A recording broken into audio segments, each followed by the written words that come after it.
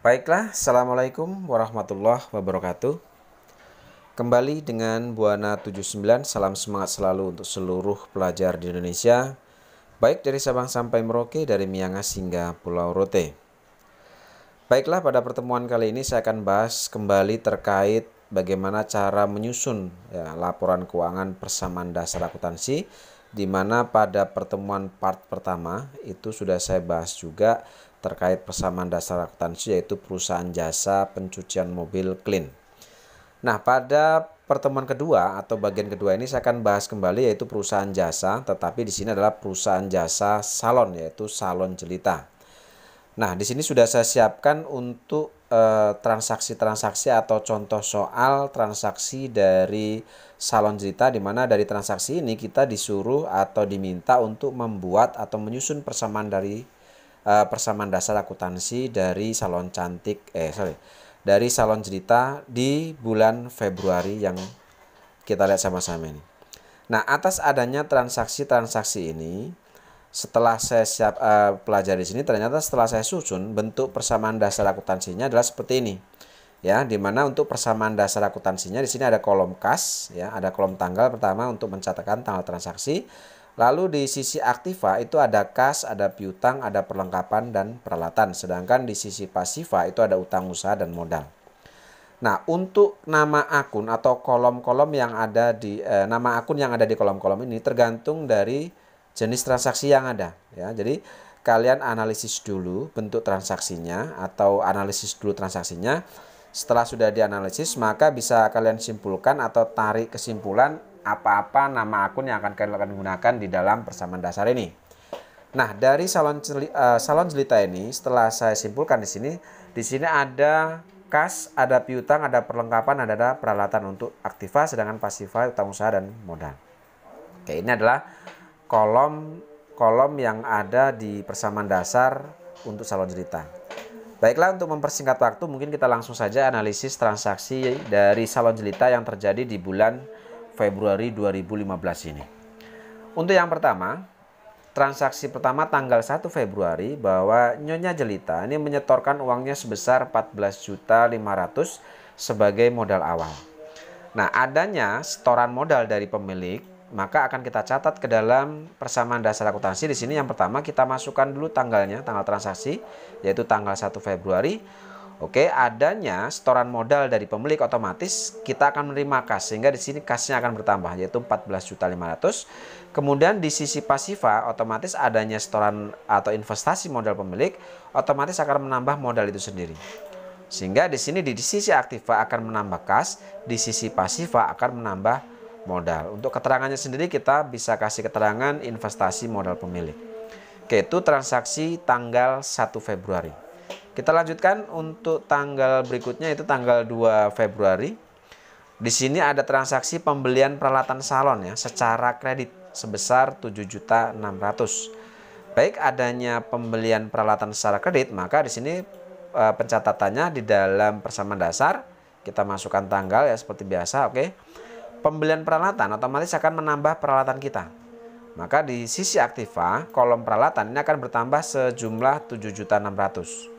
Nah, karena pembeliannya secara kredit, maka otomatis utang usaha kita jadi bertambah karena pembelian secara kredit. Maka utang usaha di sisi pasiva ini kita masukkan sejumlah yang sama, yaitu 7.600.000. Sehingga kita simpulkan untuk sisi aktiva akan mempengaruhi saldo peralatan yaitu 7.600.000, sedangkan di sisi pasiva itu menambah saldo utang 7.600.000. Di sini keterangannya kita akan masukkan pembelian peralatan.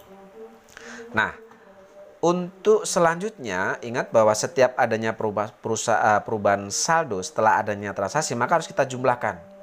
Di sini kalau kita lihat di sini bahwa sebelumnya ada investasi modal, kemudian ada pembelian peralatan, maka otomatis ini akan mempengaruhi akan mempengaruhi saldo. Sehingga ini kita jumlahkan, ya, ini kita jumlahkan bawah. Setelah saya jumlahkan, otomatis ini 14.500.000. Piutang masih kosong, perlengkapan masih kosong, peralatan 7.600.000, utang usaha 7.600.000, sedangkan modalnya adalah 14.500.000 seperti ini. Ya, jadi ingat bahwa setiap adanya perubahan saldo yang disebabkan adanya transaksi, maka harus kita langsung jumlahkan. Jadi setiap tanggal atau setiap setelah adanya transaksi, maka akan mempengaruhi adanya perubahan saldo. Kita jadi tahu saldo per tanggal setelah adanya transaksi, seperti itu. Oke, selanjutnya kita lanjut ke transaksi selanjutnya, yaitu tanggal 3. Di sini keterangannya adalah bahwa ada pembayaran uang sewa tempat usaha sebesar 1 juta. Ini untuk 1 bulan. Oke, jadi perhatikan ada 2 asumsi. Biasanya pembayaran uang sewa itu ada 1 tahun, ada 2 tahun, ada 3 tahun. Apabila ada pembayaran sewa untuk 1 tahun, sedangkan kita masuk pada bulan transaksi ini, sedangkan ada sisa bulan yang belum dilewati, maka adanya pembayaran uang sewa tempat usaha untuk 1 tahun itu bisa diasumsikan sebagai biaya dibayar di muka atau sewa dibayar di muka. Tetapi apabila yang dibayar hanya 1 bulan, hanya bulan ini yang kita pakai, maka berubah menjadi kas kita berkurang, modal kita berkurang, sehingga kita tidak pakai akun sewa dibayar di muka, karena yang dibayar sewanya hanya 1 bulan, kecuali kalau yang dibayar adalah 1 tahun, 2 tahun, atau 3 tahun. Sehingga untuk transaksi tanggal 3, proses pencatatannya adalah kita masukkan tanggalnya dulu. Oke, adanya pengeluaran kas untuk membayar biaya sewa otomatis akan mengurangi nilai kas kita. Sehingga di sini kas berkurang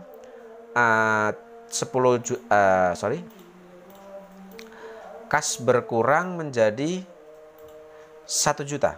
Oke, sesuai dengan soal ya di sini ya. Kas berkurang 1 juta. Oke, adanya pembayaran sewa otomatis juga di sisi pasif akan mengurangi nilai modal kita, yaitu sebesar 1 juta. Oke, keterangannya di sini kita buat beban sewa. Nah, setelah itu baru kita jumlahkan saldo tanggal 2 ditambah diakumulasi dengan perubahan saldo yang terjadi atas transaksi tanggal 3 ini, atau adanya transaksi tanggal 3 ini. Kita jumlahkan, setelah dijumlahkan maka saldo per tanggal 3 sekarang menjadi, untuk kas berkurang menjadi 13.500.000, untuk peralatan masih tetap, utang usaha masih tetap, modal berkurang menjadi 13.500.000. Oke, itu dokumen transaksi tanggal 3. Sekarang kita masuk ke transaksi tanggal 4. Di tanggal 4 ada pendapatan sebesar 1 juta ya, diterima. Bahasanya ini diterima, berarti kita menerima uang. Diterima pendapatan sebesar 1 juta. Oke, adanya pendapatan sebesar 1 juta. Di sini akan kita catat, kita masukkan tanggalnya dulu. Oke, adanya penerimaan pendapatan otomatis akan mempengaruhi kas kita bertambah. Begitupun di sisi pasifa, modalnya juga pasti akan bertambah. Sehingga adanya pendapatan jasa itu akan mempengaruhi kas bertambah, modal bertambah. Keterangannya kita masukkan pendapatan usaha. Lalu setelah itu kita jumlahkan ya saldo sebelumnya dengan saldo yang muncul atau nilai yang muncul dari transaksi tanggal 4, kita jumlahkan. Setelah kita jumlahkan, di sini didapatlah masing-masing saldo. Kasnya 14.500.000 ya, bertambah, dan di sini untuk peralatan, utang usaha tetap dan modalnya juga bertambah menjadi 14.500.000. Oke, lanjut ke dokumen nomor tanggal 6 sini ya. Transaksi tanggal 6. Oke, tanggal 6 itu pun sama, diterima jasa. Oke, ada penerimaan lagi. Walaupun bahasanya diterima pendapatan tanggal 4, tanggal 6 juga diterima jasa, tetapi ini kita simpulkan sebagai sama-sama sebagai pendapatan usaha. Cara pencatatannya berarti sama dengan tanggal 4 ya. Kita masukkan tanggal 6, otomatis pendapatan atau penerimaan uang itu akan mempengaruhi kas bertambah, modal juga bertambah. Keterangannya juga sama di sini sebagai pendapatan usaha. Oke, kemudian kita jumlahkan. Setelah dijumlahkan saldonya per tanggal 6 yaitu 17 juta untuk kas. Untuk peralatan utang sama, modal bertambah menjadi 17 juta. Oke, lanjut ke transaksi tanggal 8. Tanggal 8 telah diselesaikan jasa rias pengantai sebesar 7.500.000. Ini ada pendapatan usaha lagi. Tetapi perhatikan kata-katanya di sini. Di sini telah diselesaikan, artinya kita belum menerima uang, baru menyelesaikan pekerjaan. Di sini menyelesaikan jasa rias pengantin 7.500.000. Kita belum menerima uang. Karena belum menerima, maka di sini akan kita catat ya tanggal 8 ini, karena belum menerima dalam bentuk uang, maka kita akan catat sebagai piutang ya. Besarnya adalah 7.500.000. Adanya pendapatan jasa itu pun akan mempengaruhi modal di sisi pasifa yaitu 7.500.000. Sehingga aktiva akan menambah piutang, pasifa menambah modal. Keterangannya masih pendapatan jasa. Oke, kita jumlahkan di sini untuk saldo per tanggal 8 masing-masing. Kasnya tetap, piutang menjadi 7.500.000, peralatan utang masih sama, modalnya bertambah 24.500.000. Oke, masuk ke tanggal 10. Diterima pendapatan. Oke, ini diterima, kembali diterima. Berarti diterima berarti kita dapat uang di sini. Diterima pendapatan jasa 500.000. Oke, sama seperti tanggal 4 dan tanggal 6 berarti ya. Oke, kita masukkan tanggalnya tanggal 10. Oke, adanya pendapatan pasti akan menambah kas ya. Jika kita terima uang dan bertambahnya kas akan mempengaruhi juga di sisi pasifa menambah modal. Keterangannya di sini masih pendapatan usaha. Oke, seperti itu ya, cukup gampang ya, tidak terlalu sulit. Kita lanjut ke dokumen atau ke transaksi tanggal 11. Untuk transaksi tanggal 11 ini dibayar sebagian utang yang terbentuk pada tanggal 2. Jadi tanggal 11 ini kita membayar utang dari utang yang terjadi tanggal 2. Ya ini, itu kalau kita lihat di tanggal 2 ini kita beli peralatan secara kredit. Tanggal 11 kita membayar hanya sebagian ya. Kalau di tanggal 2 kalau kita lihat utangnya adalah 7.600.000. Di tanggal 11 kita baru mampu membayar 2.600.000. Oke, adanya transaksi membayar utang ya di sini kita masukkan tanggal 11. Oke, karena kita mengeluarkan uang, otomatis kas kita berkurang. Ya, kas kita berkurang sebesar 2.600.000. Nah, berkurangnya kas itu pun akan mempengaruhi berkurangnya utang usaha karena kita membayar utang, yang berkurang utangnya bukan modalnya ya. Jadi di sisi pasifa kita masukkan di kolom utang berkurang 2.600.000. Keterangannya kita masukkan pembayaran utang usaha. Lalu kita jumlahkan saldo atau tanggal 11 ya. Kita ingin tahu berapa nilai saldo per tanggal 11. Oke, di sini yang mempengaruhi kasnya jadi berkurang, piutang, peralatan tetap, utangnya juga jadi berkurang menjadi 5 juta ya, modalnya tetap. Kita lanjut ke dokumen transaksi tanggal 13. Oke, dilihat di sini bahwa tanggal 13 kembali kita menerima pendapatan jasa ya 1.200.000. Ya, ini cukup gampang ya, sama seperti tadi. Kalau pendapatan berarti kita menerima kas. Kasnya kita bertambah, kemudian modalnya juga bertambah. Keterangannya masih pendapatan usaha. Lalu kita jumlahkan saldonya. Maka di sini bisa kita ketahui bahwa saldo per tanggal 13 masing-masing kolom adalah 16.100.000 untuk kas dan seterusnya ini. Lanjut ke dokumen tanggal 15. Kembali lagi ada penerimaan jasa 245 ya, sama ya, ini kita catatkan seperti tadi. Kita masukkan tanggalnya tanggal 15. Oke, di sisi cash in bank bertambah dan modalnya juga bertambah sesuai dengan nilai pendapatannya yaitu Rp245.000. Keterangannya masih pendapatan usaha. Lalu kita jumlahkan di sini. Ya, kita jumlahkan saldonya per tanggal 15, bisa kita lihat sama-sama ya ini. Lalu lanjut kita ke dokumen tanggal 20 ya. Tanggal 20 ini kita membayar beban listrik, air dan telepon 300. Nah, adanya pengeluaran kas untuk membayar beban telepon di sini kita masukkan ya, karena kita mengeluarkan uang untuk membayar biaya telepon, listrik dan air, maka otomatis kasnya berkurang sebesar 300.000. Oke, di sisi pasifa otomatis akan mengurangi nilai modal juga di sini. Ya, berkurang modal sebesar 300.000. Keterangannya kalian masukkan biaya listrik, air dan telepon. Lalu kita jumlahkan ya, berapa nilai saldo per tanggal 20. Di sini kita lihat kasnya berkurang, modalnya juga berkurang 300.000 masing-masing. Yang lain tetap. Oke, lanjut ke transaksi tanggal 21. Diterima pendapatan jasa 100.000. Oke, adanya penerimaan pendapatan tadi sama ya, berarti ya cukup mudah, yaitu kasnya bertambah 100.000. Kas ya, kasnya bertambah 100.000, modalnya juga bertambah 100.000. Keterangannya di sini pendapatan usaha. Lalu kita jumlahkan untuk mengetahui berapa nilai saldo per tanggal 21. Ya, seperti ini hasilnya. Lanjut ke transaksi tanggal 24 ya, dibeli perlengkapan salon 1 juta. Oke, ada pembelian perlengkapan tanggal 24. Kita masukkan tanggalnya. Oke, pembelian perlengkapan di sini kita lihat pembelian perlengkapan tidak ada keterangan kredit atau tunai. Kalau tidak ada keterangan pembelian secara kredit atau tunai, maka ini bisa kita simpulkan sebagai pembelian tunai. Oke, karena pembelian tunai tanggal 24 untuk membeli perlengkapan, maka otomatis kas kita berkurang karena kita mengeluarkan uang yaitu sebesar 1 juta. Kemudian berkurangnya kas ini untuk pembelian perlengkapan, sehingga di sini perlengkapan otomatis bertambah.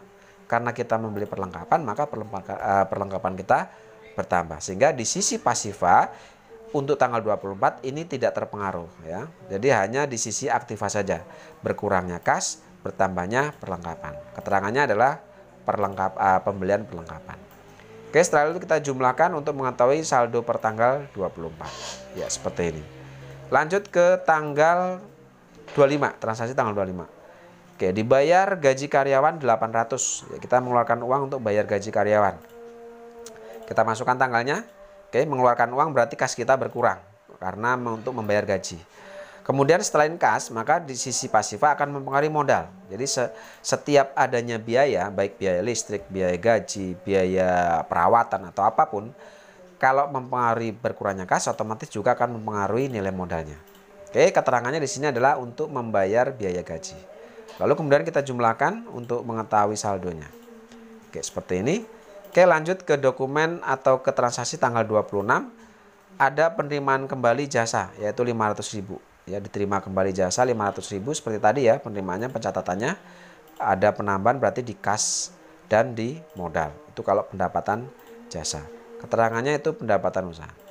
Oke, lalu kita jumlahkan untuk mengetahui saldo per tanggal 26. Ya, seperti ini. Lanjut ke transaksi tanggal 27. Ada pembelian perlengkapan kembali 300.000 ya, secara tunai. Berarti secara tunai di sini ya. Oke, berarti cara masukkannya tadi sama seperti tanggal 24 ya. Kita akan masukkan ke cash sebagai pengurangan atas nilai kas karena pembelian perlengkapan dan akan bertambah nilai perlengkapannya. Sisi pasifa ini tidak terpengaruh. Keterangannya adalah pembelian perlengkapan. Oke, lalu kita jumlahkan di sini untuk mengetahui saldo per tanggal 27. Dilihat di sini untuk nilai cashnya berkurang, perlengkapannya bertambah 1.300.000. Oke, terakhir kita masuk ke transaksi tanggal 28. Ada penerimaan pendapatan jasa rias pengantin 3 juta. Oke, ini sama ya seperti tadi ya untuk pendapatan. Cara memasukkannya ya, kita masukkan bahwa pendapatan pasti akan mempengaruhi nilai kas dan akan mempengaruhi nilai modal. Keterangannya adalah pendapatan usaha. Lalu kemudian kita jumlahkan. Ya, untuk mengetahui berapa nilai saldo akhir per tanggal 28. Oke, kalau kita lihat di sini bahwa untuk per tanggal 28 saldo akhir dari masing-masing akun untuk kas 17.545.000, untuk piutang ada saldo 7.500.000, perlengkapan 1.300.000, peralatan 7.600.000, utang usaha 5 juta dan modalnya 28.945.000. Nah, setelah semua transaksi ini sudah kita masukkan ke dalam tabel persamaan dasar, maka langkah selanjutnya untuk meng-cross check, untuk mengetahui benar tidaknya, maka ingat bahwa secara prinsip dalam proses penyusunan persamaan dasar akuntansi, maka sisi aktiva itu harus seimbang atau balance dengan sisi pasifa. Sehingga kita akan coba lihat kolom aktiva ini, saldo-saldo kolom aktiva ini. Berarti yang ini ya, ada kas, ada piutang, ada peralatan, ada perlengkapan, ada peralatan. Ini kita jumlahkan. Apakah jumlahnya sama dengan jumlah utang usaha plus modal? Oke, ini kita jumlahkan, silakan kalian jumlahkan. Setelah saya jumlahkan, didapatlah sisi aktiva itu Rp30.945.000. Ini didapat dari kas, saldo kas, ditambah saldo piutang, ditambah saldo perlengkapan, ditambah saldo peralatan. Nah, di sisi pasifa karena hanya 2 akun atau 2 kolom yaitu utang usaha dan modal, maka saldo akhirnya ini kita jumlahkan. Setelah dijumlahkan ini pun hasilnya sama ketemunya, yaitu 33.945.000. Sehingga untuk sisi aktiva dan pasifa karena nilainya sudah sama atau seimbang, maka ini bisa kita simpulkan untuk proses penyusunan persamaan dasar akuntansi dari Salon Jelita bisa dikatakan benar. Baik, saya rasa itu yang bisa saya sampaikan pada pertemuan kali ini. Mudah-mudahan ini bisa membantu dalam proses pembelajaran baik di sekolah maupun di rumah. Sampai ketemu pada materi-materi selanjutnya. Terima kasih. Assalamualaikum warahmatullahi wabarakatuh.